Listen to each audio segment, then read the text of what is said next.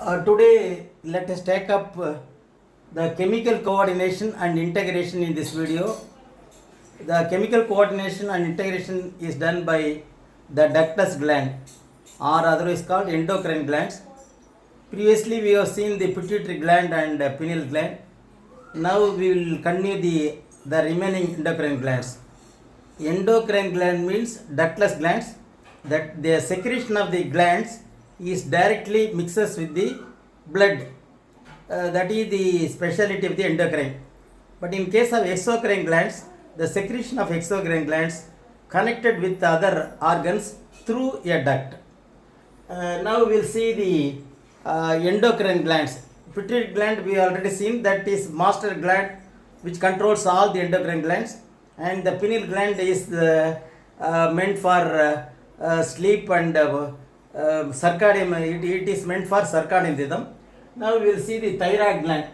The thyroid gland is secretes TR1 iodothyroxine, T3 the T3 thyroxine, that is trio-iodothyroxine, and T4 tetra-iodothyroxine. These two hormones are secreted from the thyroid gland. The thyroxine contains iodine and amino acid. That is, now we will see the function of thyroid gland. The metabolic activity is initiated by the thyroid gland, and the growth also maintained by the thyroid hormone, and enhances neurotransmitter mechanism. That is, the nervous system is made up of lot of neurons. Each and every the neuron cell contains dendron and axon. The one axon coordinates with the other dendrite of the neuron. In such a way, the neurotransmission takes place, and then it maintains the body temperature, and also the kidney is controlled by the this thyroid hormone. And also, to illustrate an example for the thyroxine hormone function, the tadpole, when the thyroxine is removed from the tadpole, it will not develop into frog. So in the presence of thyroxine, the tadpole is metamorphized into frog.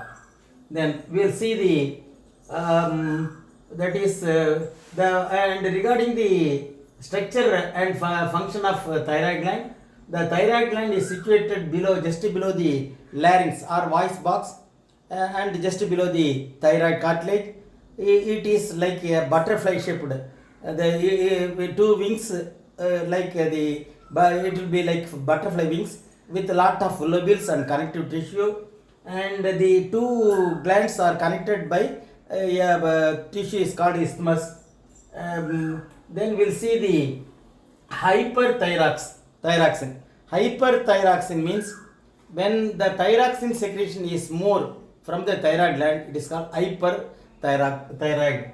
And due to hyperthyroidism, the metabolic rate is increased, oxidation is also increased, and exophthalmic also is caused. Exophthalmic means the eye will be bulging and protruding out, and loss of weight will be there. Apart from that, tachycardia will also cause. Tachycardia means the heart rate will increase. Instead of 72 beats per minute, it will be more than that. It will be more 80 or more than 72 per minute. Then we'll see what's in the hypothyroid. Hypothyroidism means when the thyroxine secretion is less than the normal, then it is called hypothyroidism. Hypothyroidism causes dry skin and thick tongue. Apart from that, myxedema is also caused. Myxedema means the face will be in oedema stage. That is, it will be appear like bulky. That is facial edema, and lack of alertness, lack of intelligence. These things are the myxedema, caused by myxedema. And we'll see also the goiter. When the hypothyroidism is there, the goiter, the thyroid gland will swell on either side of the larynx, that is voice box, and that is called goiter. Due to goiter, the disease caused is called both myxedema and cretinism will cause. The growth also is impaired. At the same time, the edema face enlargement will also be there, and because of hypothyroidism, it is known as Hashimoto distribution, Hashimotosis. It is always called Hashimotosis. Then now we will see the parathyroid gland. Parathyroid gland is found on the dorsal side of the larynx and on either side of the pharynx, and it is also have 4 lobes, 4 separate glands are there, and it consists of 2 types of cells called principal cells and oxyphil cells. Then parathyroid hormone increases calcium level in blood. So this parathyroid gland secretes a hormone called parathyroid hormone. It increases the calcium level in blood, and hypoparathyroidism, it lowers the calcium. Hypoparathyroidism means the parathyroxine will be less in quantity. If it is less, it is lowers the calcium in blood. And hyperparathyroidism is there, then it draw more calcium from blood, from bones, and it will be let into the blood. If in that case osteoporosis will cause. Osteoporosis means the bone will be lacking of calcium, and it is more plastic will be nature, and it will be brittle in nature. Usually the aged female persons will be having this osteoporosis, and they will be the calcium will be lacking in their bone, so they should be very careful in their movement. And regarding the next thing is thymus gland. Thymus gland is act as immunity as well as hormonal activity. Thymus gland is very predominant in young age, and it slowly disintegrates during the old age. That's why the immunity level is less in old age, and it produces T lymphocytes, that is provide a cell mediated immunity, and also humoral immunity, that is antibodies will be produced because of the hormonal activity, because of the secretion of the thymus gland. And as regards the hormonal activity, it releases thymosin hormone, otherwise called beta 4, which is responsible for blood vessel formation. Then now we will switch over to pancreas. Pancreas is found on in the region of duodenum, and it is found on the left side, and right side the liver will be there. The pancreas is acting as exocrine gland as well as endocrine gland. As regards endocrine gland, since we are very much concerned about endocrine gland, islets of Langerhans is there, that is known as endocrine gland. That have 2 types of cells are there, alpha cells and beta cells. Alpha cells produces glucagon, that is that is hyperglycemia. It causes hyperglycemia when the blood is lacking glucose. The glycogen is converted into glucose by the action of glucagon, and the blood glucose is increased. In the case of beta cells, insulin is secreted. That insulin lowers the blood glucose. So this is with regard to the this is otherwise called, in some people, if the people are afflicted with diabetes mellitus, then it is not a disease, it is a deficiency disease. Some people, due to genetical reason or some other reason, due to stress and all, they have diabetes, that is due to it is not a disease, but it is a deficiency disease. Now we will be switch on to the adrenal glands or suprarenal glands. As regards the suprarenal glands, above the kidney, a cap-like structure is found called adrenal gland. The adrenal gland consists of two layers, that is called the outer cortex and inner medulla. The outer, this gland is always called glands of emergency.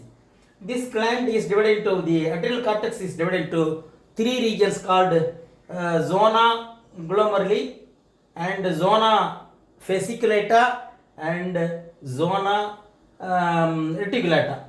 So three zones are there. The first two zones, zona glomerulus and zona fasciculata, is responsible for the maintenance of sodium and potassium in the kidney. And as regards the zona reticulata, the hormones are secreted in that is cortisol secretion, it will be there. So testosterone and estrogen hormone is secreted in the zona reticulata. Now will be, if the cortex is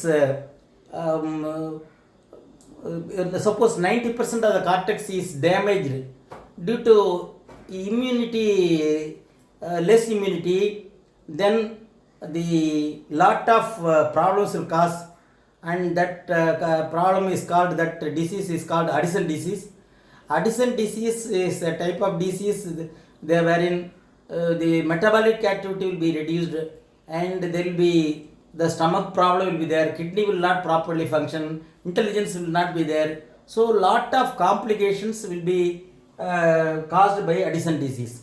Unless it is corrected, it will be fatal. Then now we will be switch on to adrenal medulla. In adrenal medulla, there are two types of secretions will be there. One is called adrenaline and noradrenaline. Adrenaline is when secretes more, it produces lot of energy in the body. It is the flight mechanism will be there. When we see a snake, we run like anything because of the release of adrenal hormone. When noradrenal hormone is produced, that is opposite to adrenal hormone. So now we will be switch on to the sex glands hormone. That is in case of male, it is testis. There will be two testes, and it will be descending, and it will be a pouch will be there called scrotum. So inside the testis there will be 250 compartments will be there. In each and every compartment will be having the epithelial layer, and inside that the serotonin cell or Leydig cells will be there. The testosterone hormone is produced by testosterone hormone produces Leydig cells, and Leydig cells in turn produces the androgen hormone. Androgen hormone is responsible for the production of sperm as well as secondary sexual character like beard formation, etc. In case of ovary, there are two types of hormones are found called progesterone and estrogen. They are responsible. Apart from that, these two hormones are responsible for follicle stimulating hormone and luteinizing hormone, which is the order coming from the pituitary gland. Follicle stimulating hormone produces follicles inside the ovary, which is found in between the attached in between the uterus and the fallopian tube, and from the ovary it develops like anything. It develops into graphic follicle, and then it releases, the ovum is released. And if it is fertilized in the inside the fallopian tube, then it moves on to uterus and attaches with the uterine wall called endometrium. Endometrium thickness is also caused by the hormones like progesterone and estrogen. Suppose if it is not fertilized, the ovum is not fertilized, then what happens? The menstruation will cause, and the luteinous hormone will be produced, and it will be subsequently it will be developing like that. So these are all with regard to the ovary, and we conclude this video with this.